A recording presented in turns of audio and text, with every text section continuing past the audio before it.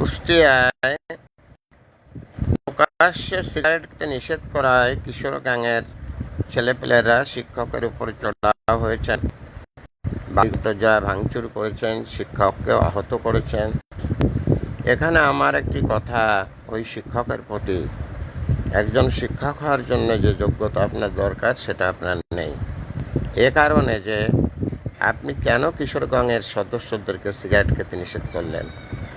আপনার পূর্বপুরুষ যারা শিক্ষিত ছিল, আজ আবহমান কাল ধরে এই সিগারেটটা যদি মার্কেটে না থাকতো, আমরা যদি সিগারেটের ব্যাপারে যদি আমরা প্রতিবাদী হতাম যে দেশে কোনো সিগারেট চলবে না, আর দেশে যদি সিগারেট তৈরি না হতো, সেক্ষেত্রে তো ওই কিশোর গ্যাংয়ের ছেলেপেলেরা সিগারেট খেত না।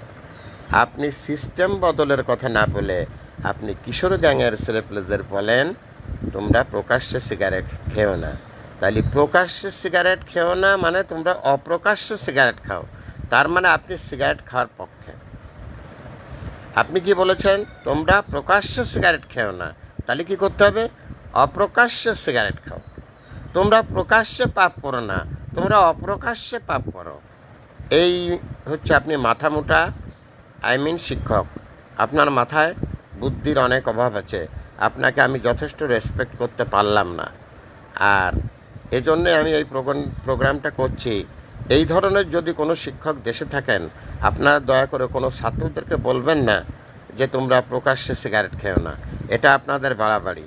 আপনাদের যদি হ্যাডাম থাকে তাহলে আপনারা রাস্তায় নামুন এবং জনমত তৈরি করুন এবং সরকারকে বলুন সিগারেট স্বাস্থ্যের জন্য ক্ষতিকর, গায়ে লিখে দেওয়া। তারপরও কেন মার্কেটে সিগারেট পাওয়া যায়, কেন মানুষ সিগারেট সেবন করে, সরকারকে বলতে হবে, এটা বন্ধ করতে হবে। আর সরকার কি এটা জানে না যে সিগারেট খাওয়া স্বাস্থ্যের জন্য ক্ষতিকর? সরকার জেনেও কেন সিগারেট মার্কেটে বিক্রির অনুমতি দেয়? এর জন্য তো সরকার দায়ী।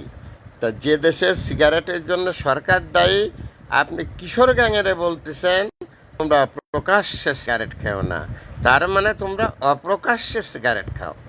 একটা উজবুক টাইপের master. That's all I your honour. Mohammad Fakhrul Alam master, viral sir, বিনা বেতনের পারিবারিক পাঠশালার শিক্ষক। মোবাইল কন্ট্যাক্ট নং 01935204804। এটা আমার বিকাশের নাম্বার। আমি একটি বিনা বেতনের পারিবারিক পাঠশালার শিক্ষক। দ্যাটস অল আর ইওর অনার।